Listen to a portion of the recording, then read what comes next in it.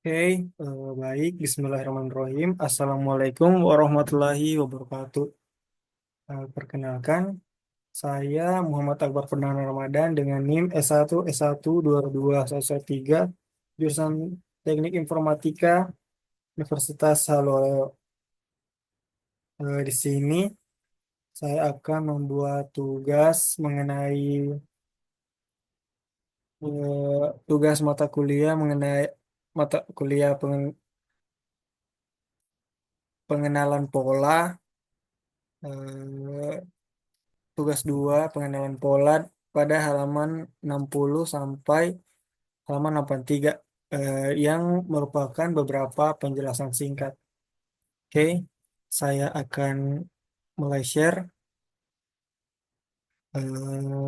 Terlebih dahulu saya akan share bukunya. Oke, saya share screen di sini.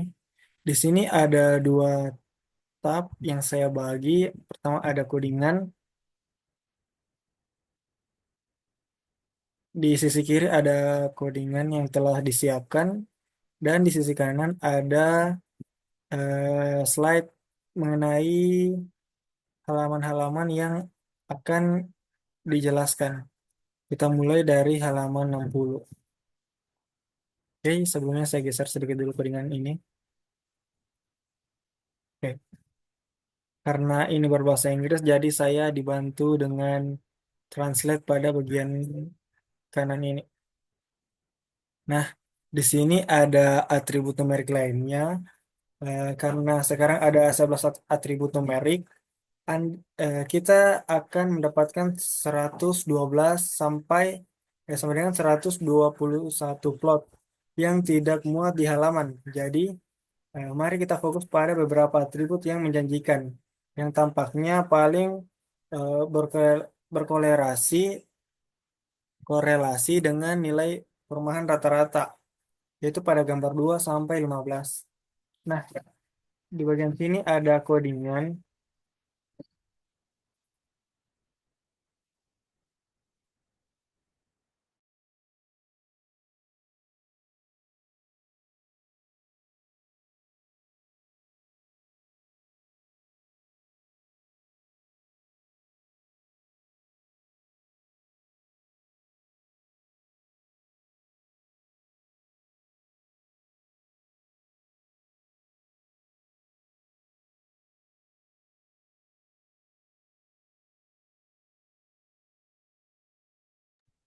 Oke, baik. Sorry, lanjut karena tadi ada sedikit gangguan.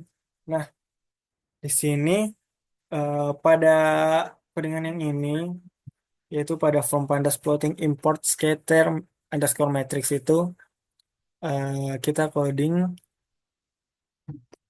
Saya coding dari awal.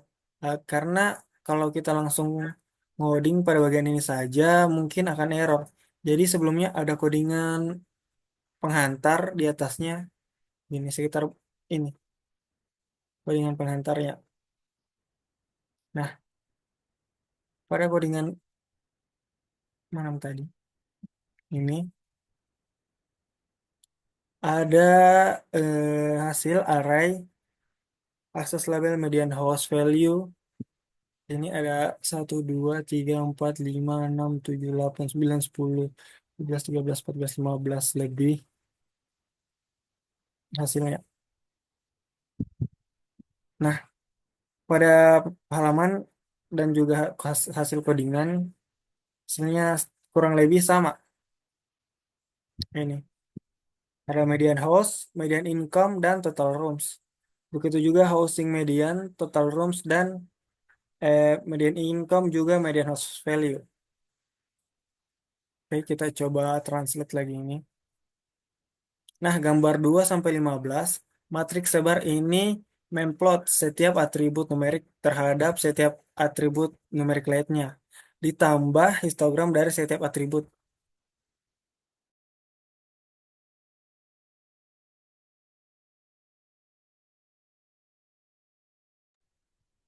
Oke, pada paragraf berikutnya, diagonal utama eh, kiri atas ke kanan bawah akan penuh dengan garis lurus jika pada memplot setiap variabel melawan dirinya sendiri yang tidak akan terlalu berguna. Jadi sebagai gantinya, Panda akan menampilkan histogram dari setiap atribut, yaitu opsi lain tersedia. Nah, bisa dilihat pada dokumentasi Panda yang lebih jelas.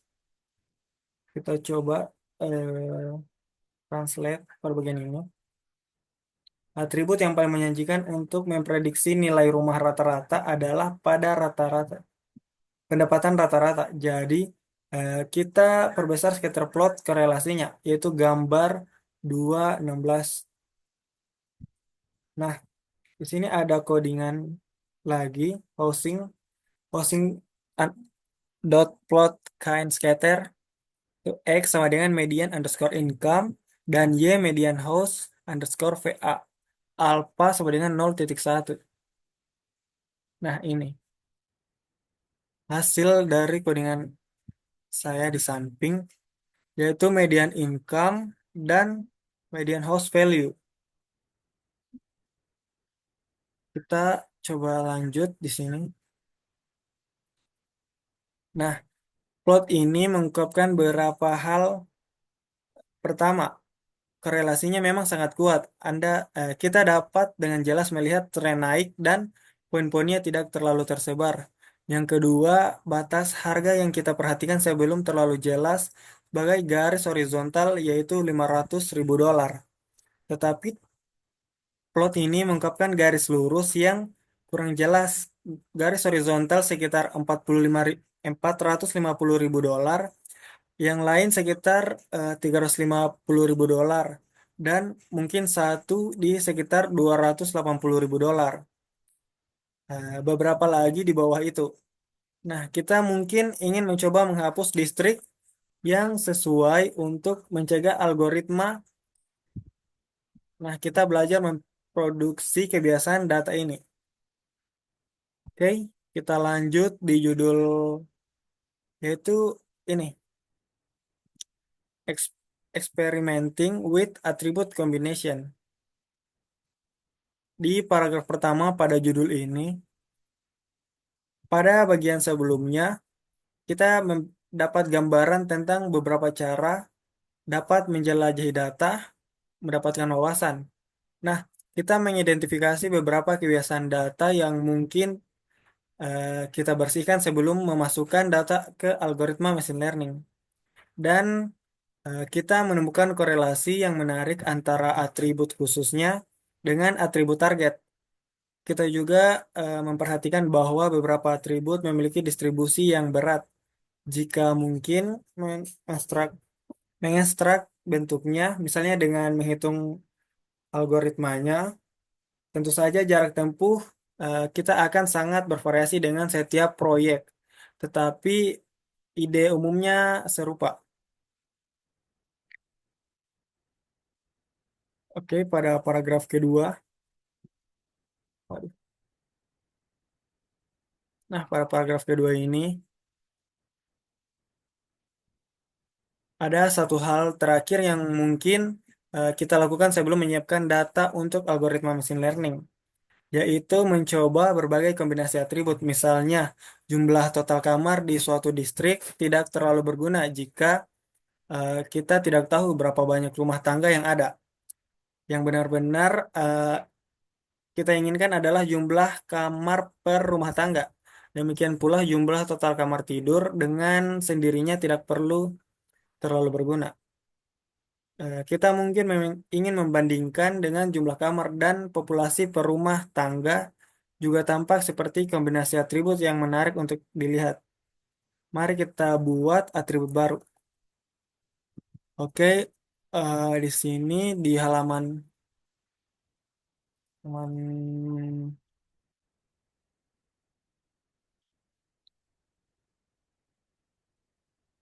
berapa ini?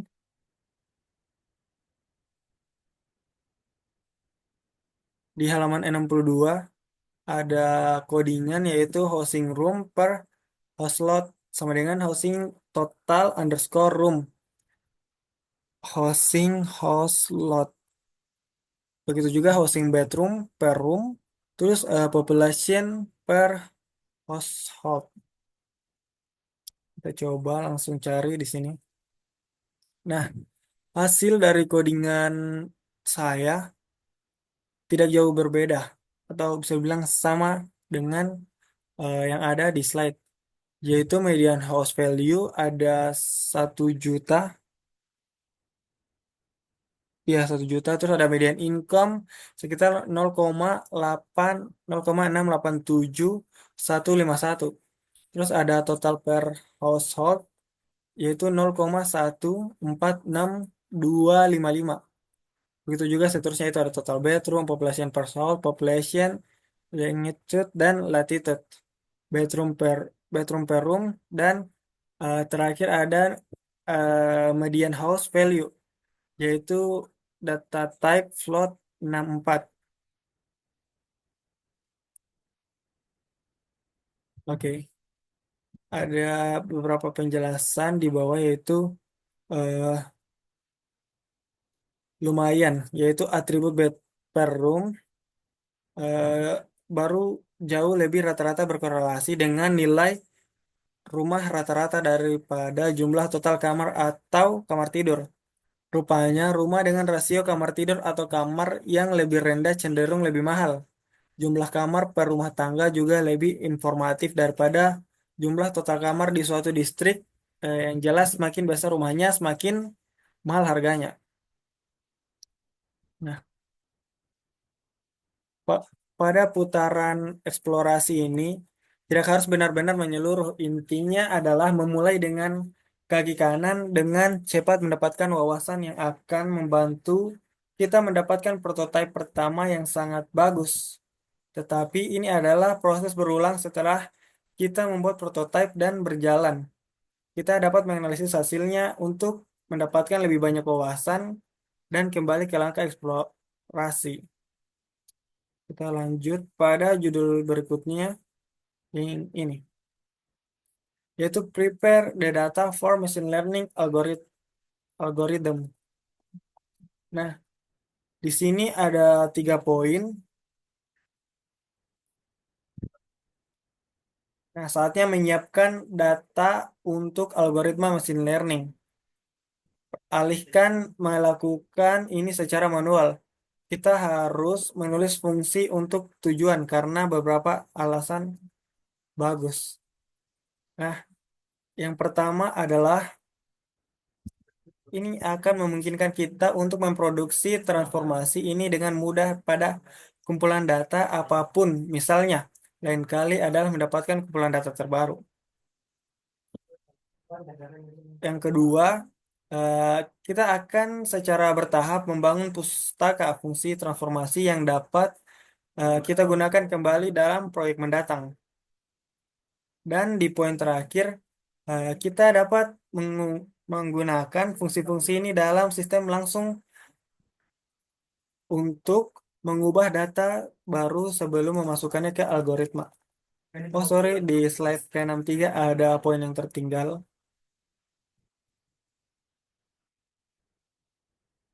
Ini akan memungkinkan kita untuk dengan mudah mencoba berbagai transformasi dan melihat kombinasi transformasi mana yang paling berhasil.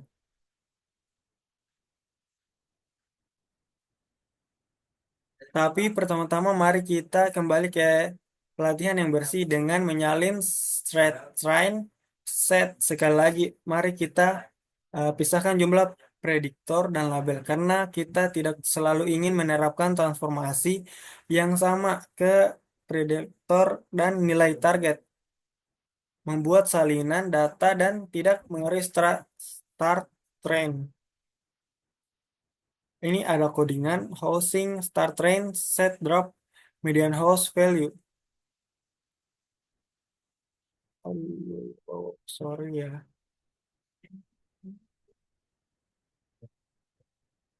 Nah, terus ada data cleaning,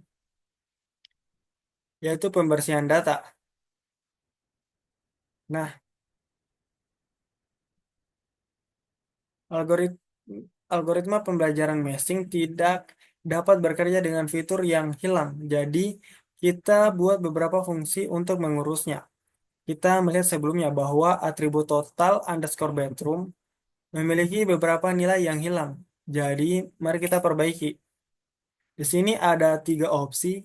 Yang pertama ada singkirkan distrik yang sesuai. Lalu di poin kedua ada singkirkan seluruh atribut.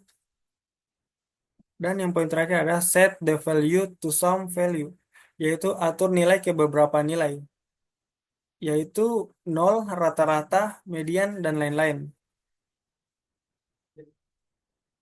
Nah, kita dapat melakukannya dengan mudah menggunakan metode drop, nah, drop, dan Finland. Nah, di sini ada codingan housing dot dropna subset total bedroom, yaitu opsi pertama, lalu ada opsi kedua, dan opsi ketiga.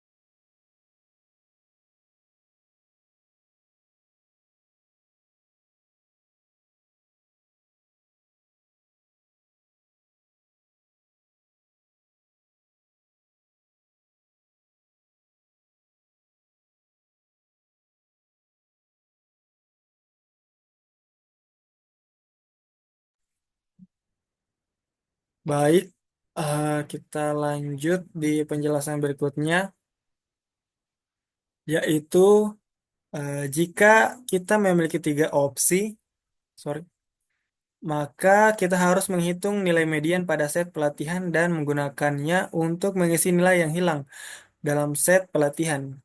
Jangan lupa juga untuk menyimpan nilai median yang telah kita hitung dan memerlukan dan kita akan memerlukannya nanti untuk mengganti nilai yang hilang dalam set pengujian ketika kita ingin mengevaluasi sistem kita.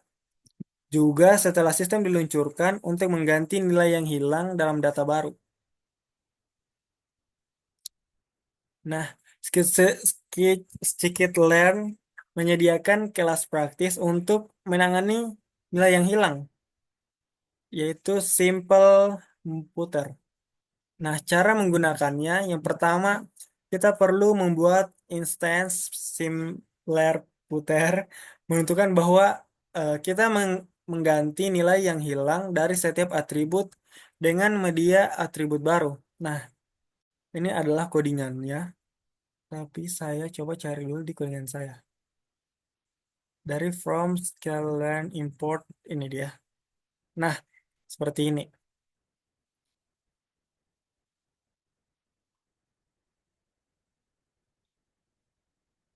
Karena median hanya dapat dihitung pada atribut numerik, kita perlu membuat salinan data tanpa atribut teks ocean underscore proximity. Sorry. Aduh. Nah, jadi ada codingan di bawahnya itu hosting underscore numerik sama dengan hosting drop petik 2 ocean underscore proximity, koma axis sama dengan 1. Nah, sekarang kita sekarang kita bisa sekarang kita bisa menyesuaikan intents inputer ke dalam pelatihan menggunakan fit metode, yaitu import host ah, dalam kurung hosting numerik.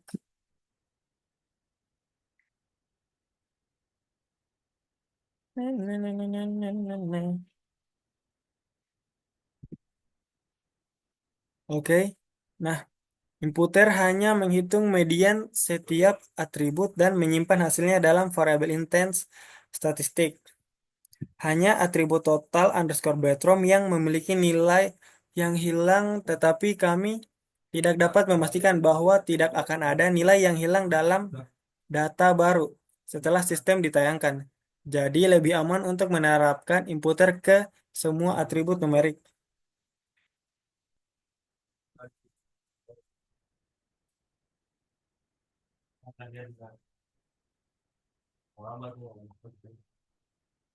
Oke, sorry.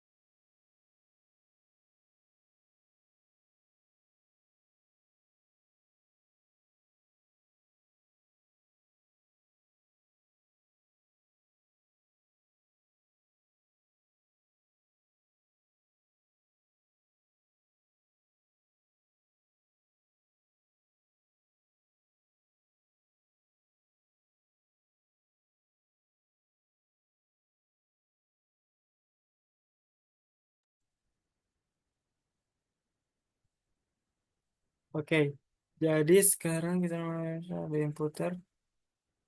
Nah, di sini ada codingan yaitu importer dot statistik.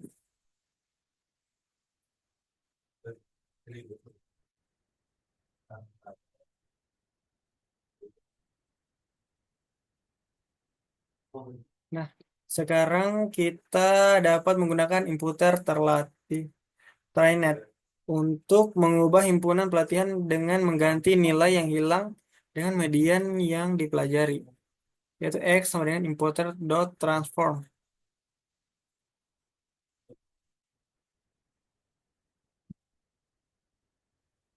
Hasilnya adalah array NumPy biasa yang berisi fitur yang diubah.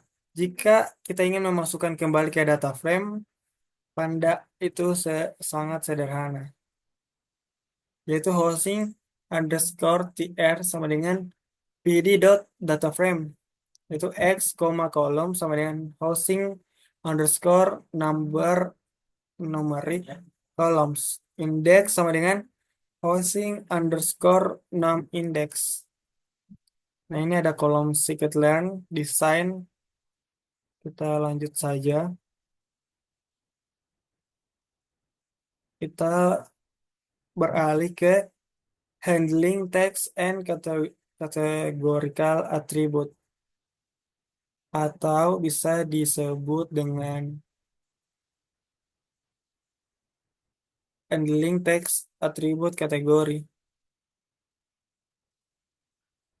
Nah, sejauh ini kita hanya berurusan dengan atribut numerik. Tetapi sekarang kita lihat atribut teks dalam himpunan data. Hanya ada satu, yaitu atribut ocean underscore proximity. Mari kita nilai untuk 10 intens pertama. Nah, ini dia ada codingan housing. Tutut, tutut, tutut, tutut, tutut. 5 langkah dari rumah. Tapi kok beda ya? Honey, you're familiar like a million years ago.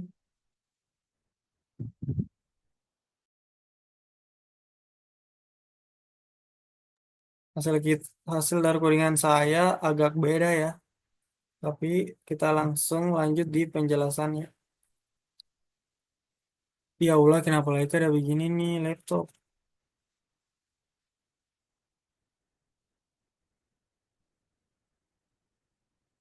Ih, bukan hati kan? Sorry guys. Oke. Nah, ini bukan hanya teks yang sewenang-wenang. Ada sejumlah nilai yang mungkin yang masing-masing mewakili kategori. Jadi atribut ini adalah atribut kategoris. Sebagian besar algoritma machine learning lebih suka bekerja dengan angka. Jadi mari kita ubah kategori ini dari teks angka untuk ini kita dapat menggunakan kelas ordinary encoder. Nah, bisa lihat di bawah kata tadi ada kodingan. Nah, hasilnya pun berbeda dengan hasil saya. Saya nggak tahu bedanya di bagian mana. Jadi kita coba baca penjelasannya. Kita dapat eh, kita bisa mendapatkan daftar kategori menggunakan variabel intens kategori. Nah, ini adalah daftar yang berisi array ID kategori untuk setiap atribut kategori dalam hal ini. Daftar ini berisi satu array karena hanya satu atribut. Ini adalah codingan yaitu ordinal encoder categories, yaitu array.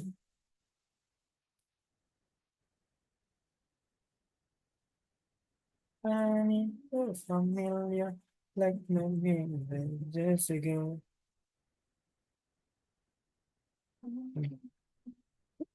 Salah satu masalah dengan representasi ini adalah bahwa algoritma machine learning akan mengasumsikan dua nilai terdekat lebih mirip daripada dua nilai yang jauh.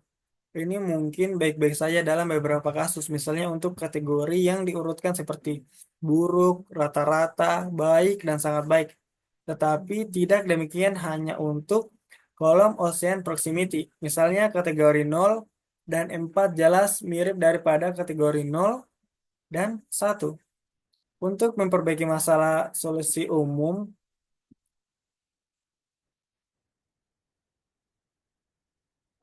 adalah untuk membuat satu atribut biner per kategori. Nah, satu atribut sama dengan satu kategori. Satu kategori, sorry. Nah, bisa dilihat ini lebih besar satu H ocean dan nol sebaliknya. Atribut lain sama dengan satu ketika kategori adalah inland dan nol sebaliknya. Dan seterusnya ini disebut pengkodean satu. Nah, kita bisa lihat hasil codingannya di bawah.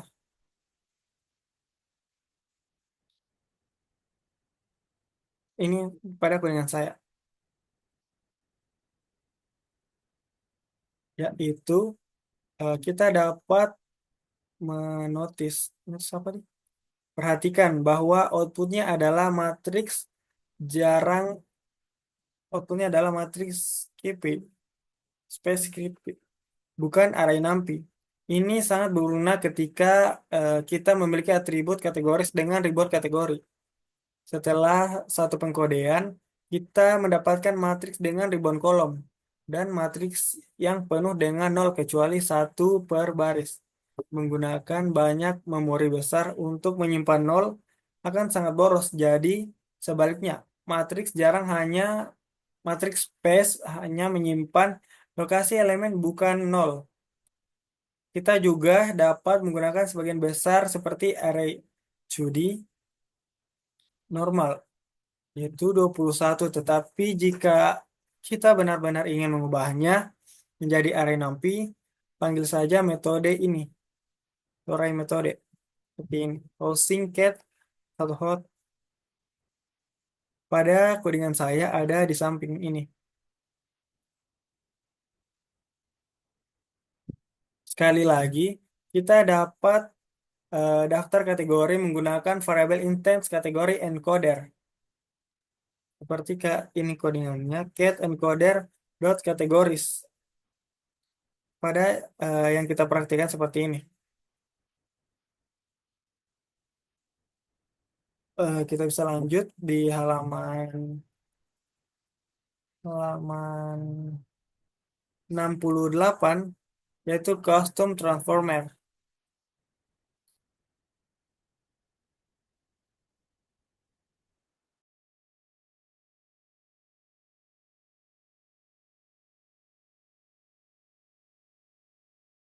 Hmm. Sendiri untuk tugas-tugas seperti operasi pembersihan kostum atau menggabungkan atribut tertentu. Kita akan transform beberapa bekerja dengan mulus dengan fungsi skitland dengan dan karena skitland bergantung pada pengetikan bebek. Oh, pengetikan bebek. Yang perlu dilakukan hanyalah membuat kelas dan mengimplementasikan tiga mode. Oke, kita bisa mendapatkan yang terakhir secara gratis hanya dengan mendapatkan transformer mixin sebagai kelas dasar. Jika kita menambahkan Bezier estimator sebagai kelas dasar, kita juga mendapatkan dua metode tambahan yang berguna untuk penyetelan hyperparameter otomatis.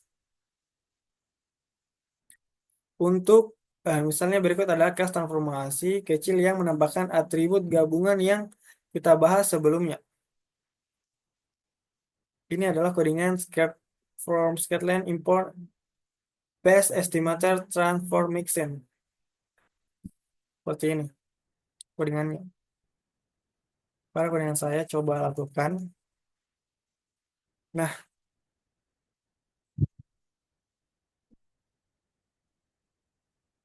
dalam contoh ini transformasi memiliki satu hyperparameter yaitu add bedroom per room yang diatur ke true secara default.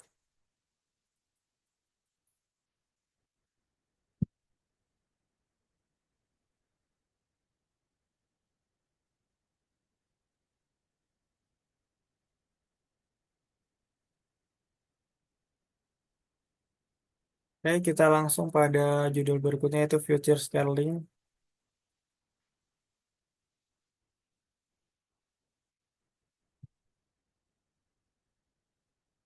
Salah satu transformasi penting yang perlu kita terapkan pada data ini adalah penskalaan fitur dengan beberapa pengecualian algoritma machine learning. Tidak bekerja baik ketika atribut numerik input memiliki skala yang berbeda. Ini adalah kasus untuk data jumlah total kamar yang berkisar antara 6 hingga 39.320, sedangkan pendapatan rata-rata hanya sekitar 0 sampai 15. Kita bisa perhatikan target umum yang diperlukan.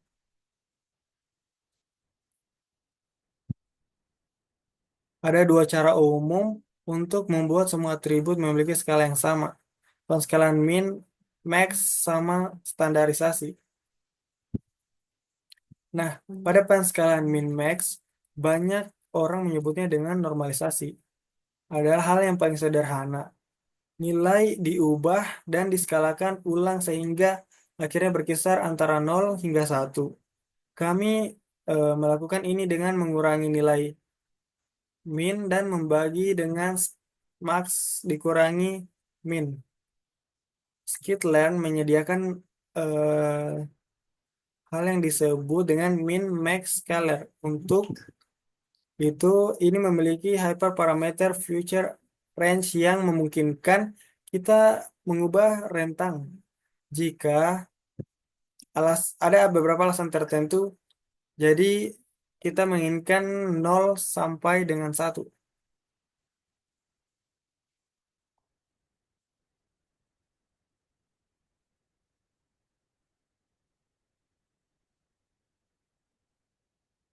Standarisasi yang berbeda. Yang pertama, mengurangi nilai rata-rata. Jadi nilai standar selalu memiliki rata-rata 0 dan kemudian membagi dengan standar deviasi sehingga distribusi yang dihasilkan memiliki varian satuan. Seperti penskalaan min-max, standarisasi tidak mengikat nilai ke rentang tertentu yang memungkinkan menjadi masalah untuk beberapa algoritma. Misalnya jaringan saraf sering mengharapkan nilai input mulai dari 0 hingga 1. Namun standarisasi jauh lebih sedikit dipengaruhi oleh outlier. Misalnya suatu distrik memiliki pendapatan rata-rata sama dengan 100. Perskalaan min-max kemudian akan menghancurkan semua nilai dari 0 sampai 15 dan 0 sampai 0,15. Sedangkan standarisasi tidak akan banyak berpengaruh. Skitlan menyediakan transformator yang disebut dengan standar scalar untuk standarisasi.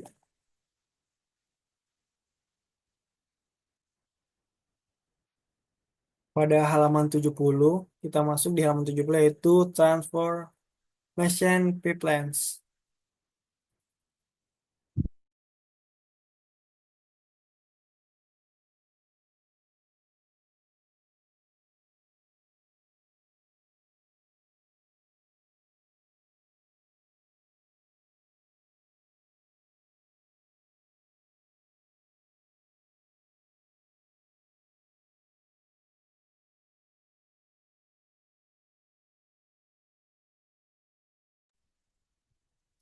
Nah, pada transformation pipelines ada codingan yaitu form Scotland pipeline import pipeline, yaitu form Scotland processing import standard.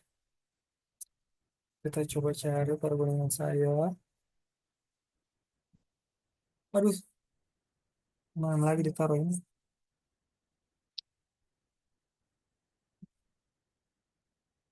Ini regresi.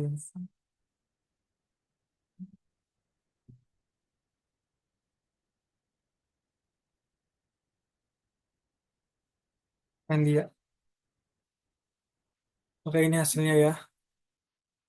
Nah, ada penjelasan. Konstruktor alur mengambil daftar pasangan estimator. Kita lanjut pada codingan yang ini. Itu form Scarlett. Nah, ada pada ini di codingan saya. Ada pada ini.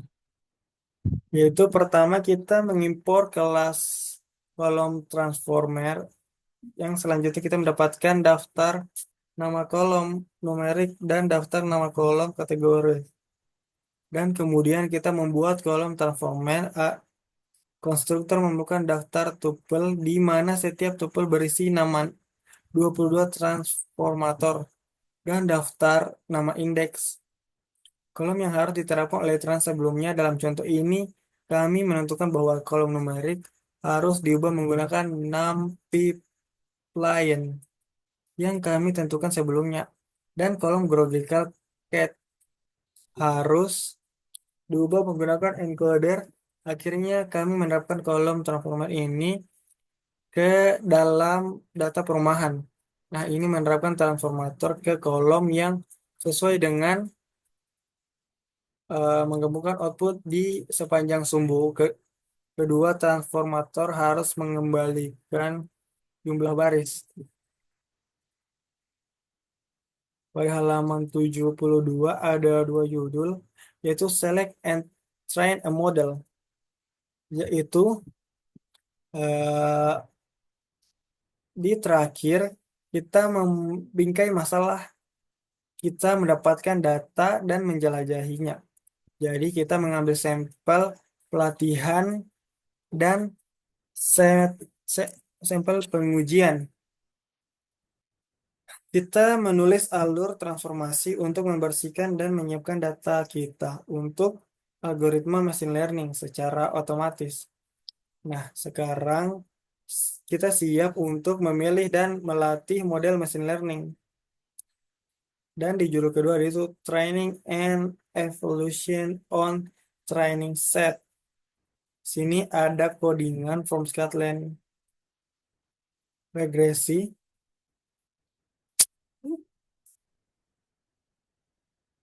Yang dia dengan saya. Semua scroll ke atas sebenarnya, tapi ya udah kita coba naikin lagi. Yang dia from Scotland. Dua codingan yang berturut, tiga codingan yang berurut pada halaman 72. Itu ada data housing dan housing prediksi.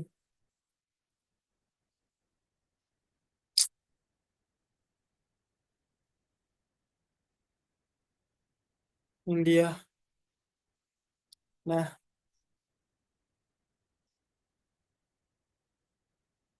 ada paragraf yang kita bisa baca yaitu ini lebih baik daripada tidak sama sekali.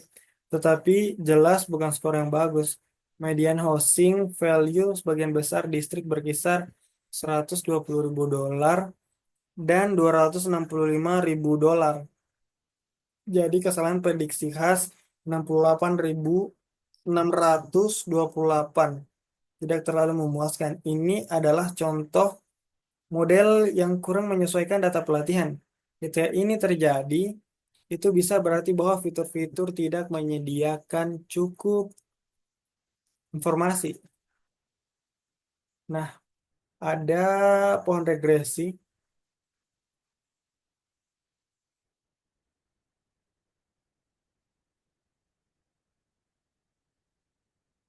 yang menjelaskan bahwa tidak ada kesalahan sama sekali. Bisakah model ini benar-benar sempurna? Dan jauh lebih mungkin bahwa model tersebut telah terlalu sesuai dengan data.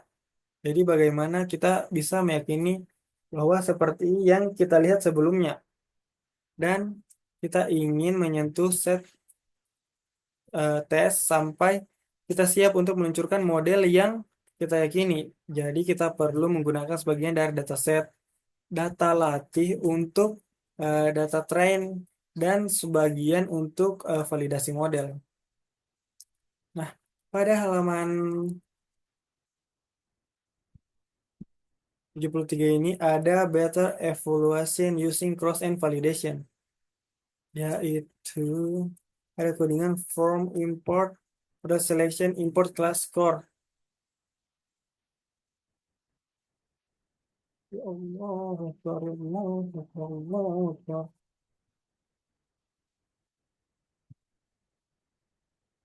Ini pada codingan saya, yaitu form scout model. Dan ada dev display seperti ini codingan saya. Itu skor 730 sama seperti di slide. Nah, yaitu sekarang pohon decision tree tidak terlihat sebagus sebelumnya. Faktanya tampak eh, bentuk lebih buruk daripada model regresi linear. Perhatikan bahwa validasi silang memungkinkan Anda untuk mendapatkan tidak hanya perkiraan kinerja model, tetapi juga ukuran seberapa tepat perkiraan ini, yaitu standar deviasi. Pohon keputusan memiliki skor sekitar 71.407. Umumnya kok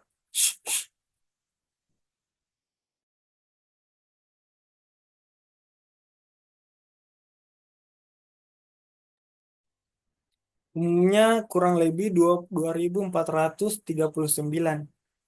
Kita tidak hanya memiliki informasi ini jika hanya menggunakan satu set validasi, tapi validasi silang datang dengan biaya melatih ya, model beberapa kali. Jika tidak, selalu memungkinkan. Ini ada link score, seperti ini pada dengan saya. Itu link score lah. Nah, dan juga ada from Scotland and Basel import random regressor. Ini agak error, saya nggak tahu. Kita langsung melangkah ke fine tune model, yaitu kita mengasumsikan bahwa sekarang memiliki daftar pendek model yang menjanjikan. Nah, sekarang kita perlu menyempurnakan. Mari kita lihat beberapa hal yang dapat kita lakukan, yaitu GERT search. Ada codingan yaitu from sekalian selection import GERT current ini. Seperti ini hasilnya.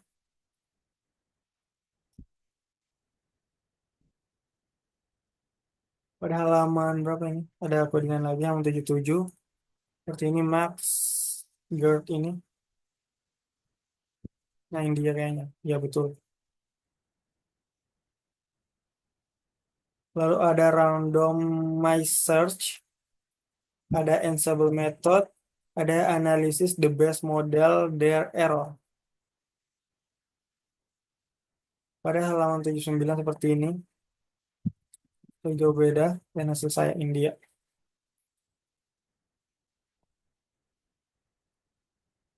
Terus ada evaluasi sistem tes.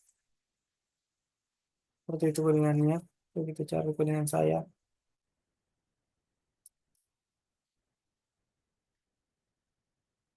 Nah ini dia di samping. Itu 0,95. Dan pada halaman 80 ada launch, monitor, and maintain your system.